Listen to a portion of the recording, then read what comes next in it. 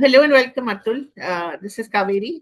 Hi. I'm so happy to speak to you. Hello. Hi. I've heard a lot about you from various young actors who've done lots of workshops with you, and they find them very useful. And I think also for some who are not trained actors, I think this is the first time that they do exercises and workshops with you. Yes. So thank you so much for speaking to me. The workshop that you're planning to do in Delhi, I believe. I'm sure it's practiced in other places in a different format, because I'm sure there are teachers around the world who understand how important it is for an actor to connect with themselves. But in my Because we case, hear about the Stanislavski method, and we hear about different kinds of methods, different kinds of schools of acting. So where yeah. does this fit in? So I think over the years, these methods that we keep hearing about, whether it's Stanislavski, Meisner, Adler, whatever, I think they've become Exactly. as they've been passed down, they've become very rigid. And I don't think that there is only one way that even Stanislavski or Meisner would say, okay, this is how we should do acting. If you're not doing this, you're not acting. I don't think that they would be that rigid. I think we like to theorize things, and we like to talk about, oh, this is how it's supposed to be done, and that's not how it's supposed to be done. And a lot of actors and sometimes amateur teachers also do that. But to answer your question, yeah, I think largely I kind of devised this model, which was pretty much based on two things. One was my own experiences of what I went through in my 20s, which for me was a very existential period, a period where I was very inwards rather than outwards. I did not do that much work in the industry in my 20s. I think a lot of my 20s was about understanding who I am and understanding how to access your authenticity and be more truthful and honest as a person. And I think a lot of my endeavors in my 20s were geared towards that. And, my energies went in that direction. So some of it was, okay, this is how one reaches their authenticity. This is one how can be more truthful. This is how one can be more honest. Also, a little bit of my own spiritual leanings in that period, which I kind of, because breath work is extremely important in every workshop that we do. Meditation is extremely important in every work that we do. So it was my own experiences with myself in my 20s. That's so I started introducing ideas that I had implemented on myself and started imparting it to the participants, and not in a way, in a dictatorial way, but asking them to try it out and explore it for themselves. So that was part of the thing. The second part of the where it all got devised from was that um, a lot of times when you go to an acting place or an acting teacher, everybody has their process, and they, like you yourself said, okay, Stanislavski method, Meisner method. I actually have no method. I have no process. My process is very simple. My process is who is sitting in front of me. That is my process. Because I believe every individual on this planet is extremely unique. We may be about 7 billion of us on this planet, but we are actually the experiences and the conditionings and the socio-economic cultural backgrounds that we come from. All of us are extremely, extremely unique. Yet there are many things that link us and make us universal in some ways. But it's about going to the specificity of that person who's sitting in front of me that helps me understand where is that particular individual getting stuck and not able to reach their potential. And that is my job. My job is to not impose my thoughts, my way of my process, rather posing the right questions and enabling them with a few things so that they can start thinking in a certain direction, because maybe I can observe certain things and help them only arrive at the solutions rather than me telling them this is right and that is wrong. So I think my process is, who are you? Whereas a lot of times the rigid processes are, who am I? For example, again, I'm not saying when Meisner brought it, started, even he was not, oh, I am Meisner and it has to be done my way. I'm sure it was not like that. But over the years, people who carry forward other people's legacy sometimes can be like, okay, this is right and this is wrong. So as long as whatever the actor in front of me is doing seems truthful and convincing and honest and organic, then I feel It doesn't matter what your process is. Atul, these are wonderful things, but Bollywood is also not necessarily about authenticity and truth. A lot of it does seem about, what is on the outside, and the outside seems to be much, much more important. The six packs and uh, Yes. the riding and the dancing. These are the skills that one hears are Yes. essential to be the next big thing. And somehow the inner work is not necessarily the most important. Or has that changed? And am I being just very judgmental? No, no, no. I think, see, you're partly right. I think the actor has two jobs, right? One is actually three jobs. I always tell actors you have three jobs. One is working on yourself, which is actually not working on acting. The other is working on acting, which is practicing. And the third is looking for work. Now, unfortunately, the part of looking for work and working on self and acting are diametrically opposite. Okay, so unless and until you do also adhere to the kind of systems that exist and the kind of market that exists, and also do the kind of networking that one is meant to do, unless you're doing all of those things, you will not get the work. But Exactly. once you get the work, it's only the authenticity that's going to save you. See, so it's a dichotomy. On one hand, it may seem okay, I'm selling myself, I'm going away from authenticity because this is what sells. But one has to do that without judgment. One has to do that without losing their core. One has to do that without letting go of their honesty completely. See, even I would say, even sometimes, I mean, when you're a journalist or when I'm a teacher, I need to wear a hat in certain moments and I need to conduct myself a certain way. It's the same for an actor. If you're going to a meeting with a director or a producer, or if you're meeting a casting director, you need to wear a hat and you have to come across as somebody you can maybe somebody who can shoulder an entire film, right? So you need to bring out that, ooze that belief. And I still believe that even that comes from inner belief and not so much from outer projection. So authenticity will matter. Your truth and honesty in your craft will matter the moment you're in front of the camera. And this is where, Kaveri, you'll actually see a gap.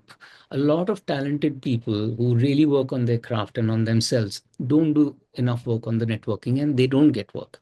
And the ones who are really good at social media and networking and meeting the right people and having the right connects, they don't work on their craft and on themselves enough. And they end up getting cast. And then you see that, yeah, they're not there. They're not ready. So I always remember what Danny Boyle said when he was casting Slumdog Millionaire, that he looked at hundreds of young actors in Bollywood to cast, for Dev Patel's role. And he found that all of them had six packs and all of them had a particular look. And that is not what he wanted. He wanted a wiry young man, young boy rather, on the verge of manhood, and who looked as if he came from a slum. Not that Dave necessarily looked as if he came from a slum, but I suppose the Western idea. But I always remember that, and I wonder, I mean, is that so? The question was that is all, I mean, are all of Bollywood men and women, do they all, look a particular way, and the focus is only on that? And this is what we just talked about, that the focus is so much on that that you can't find the essence of someone who's young, inexperienced, naive, the kind of role that Dave Patel had to perform in Slumdog, like a slumdog, basically like a slumdog. Yes. The Jaydeep Alavats and the Yes. Vijay Varmas of the world, Yes. Rajkumar Rao, all of them. The other thing, Atul, is this iPhone face that people talk about, especially among women, that there's so much of Botox that you can't move your face, Yes. and the iPhone face is the same everywhere. And uh, projecting emotions becomes more and more difficult. Is that also something you see? Yeah, absolutely. You see that, and of course, see, it's so hard to be a woman actor in this country. It's really, really hard. Yeah, You it's are, no matter how good you are as a performer, you are going to be judged for what you wear and how you look, and that is going to be your primary thing, even if you like win a national award, or even if you win like two, three big awards, they will still, the moment you start looking that you're aging, the moment you're crossing that 35-year-old precipice, people are going to pounce on you the moment you come on social media. Oh my God, she looks so ugly now. Oh my God, she's this. Oh my God. There'll be like thousands of comments. So you and I cannot imagine the kind of pressure I these mean, actresses. a woman like Aishwarya Rai, I mean, supposed to be the most beautiful woman in the world, she is not safe from this. Yes, nobody is safe, you know, and it's very sad because honestly, when a woman allows herself to age the way, like let's say you're conventionally good looking and you did not do much to your face, then you also age appropriately and also look nice. For me, I have always admired how Nafisa Ali always aged. She always looked whatever you want to call beautiful, conventional, whatever for her age, and yet you could see all of the age. So there are, but it's hard because Miss Ali was not a commercial Yeah. superstar, so it's not easy to be a superstar. And also the microcosm that exists around these people. There are about 15 people advising them on every single thing, from what they're eating to which film they're doing, and there are people, and they're like a paraphernalia that just hovers around them 24/7. And a lot of these people are also telling them to do these things. So and these are people that you trust, because these are your managers, these are your director friends, these are your producer friends, and the pressures are immense. And also, I mean, you see, the day you write a story, and if it's, let's just say, a story that talks about a temple in a certain way, and you get trolled by 500 men from the right wing army, you know what that feels, Of right? course. No, and it's not easy to feel that. Yeah. It's scary, it is disturbing. You also at times can question yourself. So it happens to all of us. But just imagine the fandom that these people have, and the just the level on at which they can be trolled and made to be feel ugly, when those very good looks were always their identity, because they were always praised for it. So yes, Botox exists for a reason, for these pressures, for an actor's own identity in their looks, because all of their life they have been told that they're gorgeous and stunning, and they want to hold on to it. And so yeah, it's not easy. The pressures are very, very immense. Just the last question, Atul, I wanted to ask you, and this is something that has always struck me. The profusion of uh, English or British actors in Hollywood. And a lot of them are trained at RADA, or, they went to Oxford or Cambridge, and they have a certain kind of working. And you find that, some of the biggest movies are headlined by them, and some of the biggest superhero movies also. I wondered, how is that? What do they bring uh, to these characters that Hollywood studios are happy to pitch so much money on them? I'm It's, talking about people like Benedict Cumberbatch it's, or I must, Tom Hiddleston, yeah, yeah.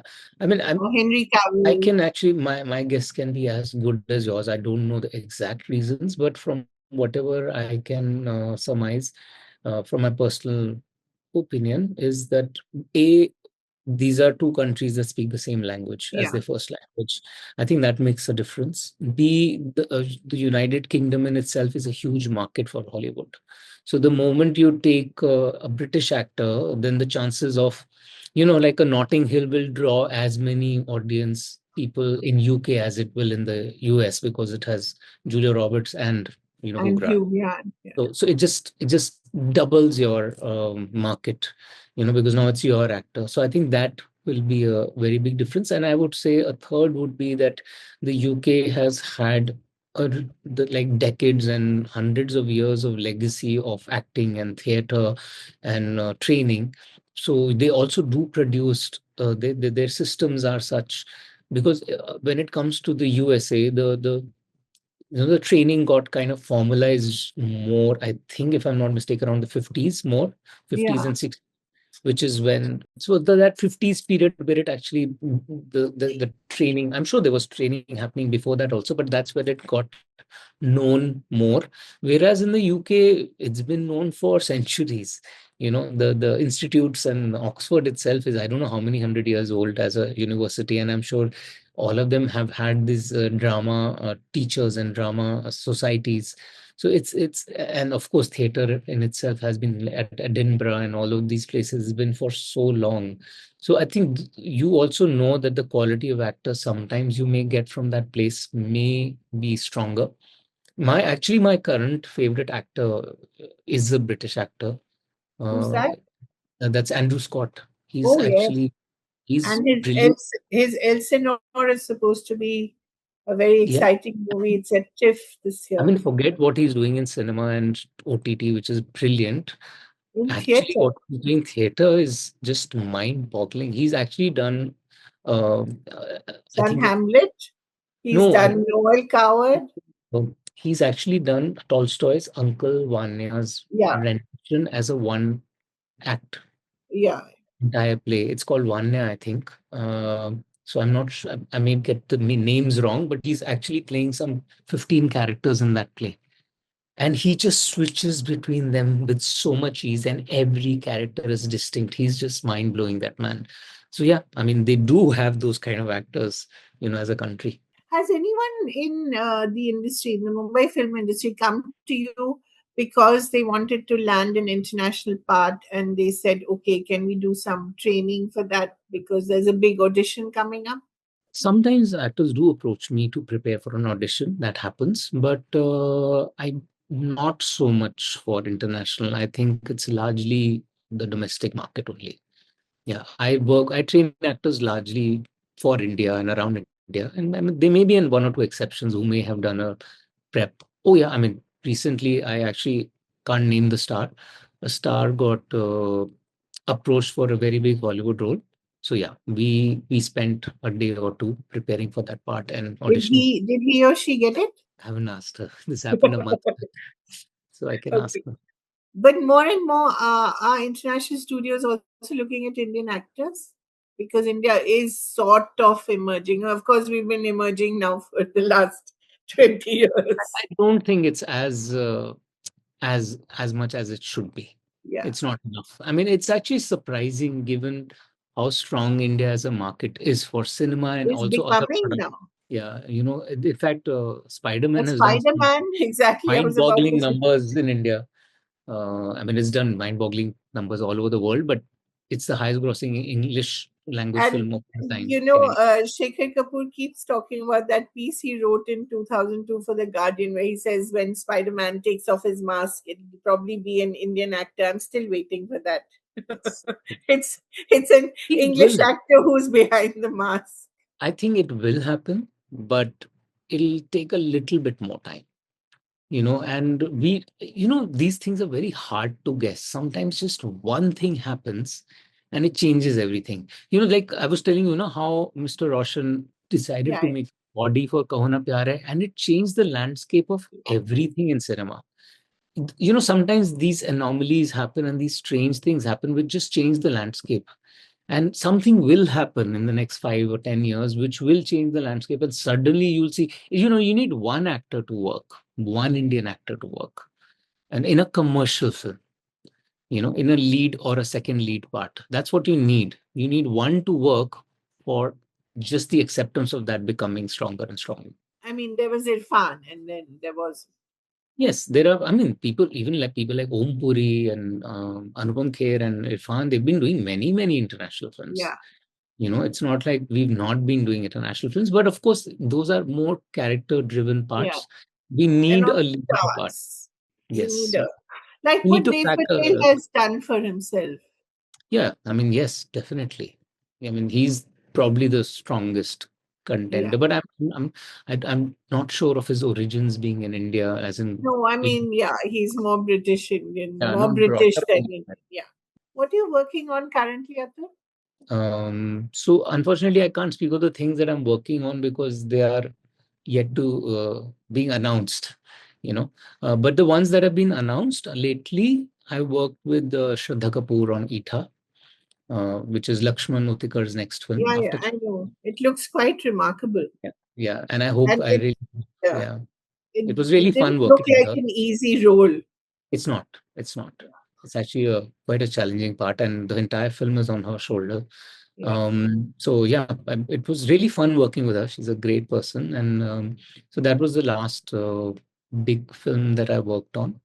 And then there have been others. I have a very memory problem. I do work and then I forget what I've done. I just have this problem. I don't remember things. Yeah. great. But it was really a pleasure to speak to you. So, Atul Mongia, casting director, former casting director, much beloved acting coach, also a director, filmmaker. Thank you so much for talking to us. And it was really very illuminating. And it'd be nice to talk to you again sometime.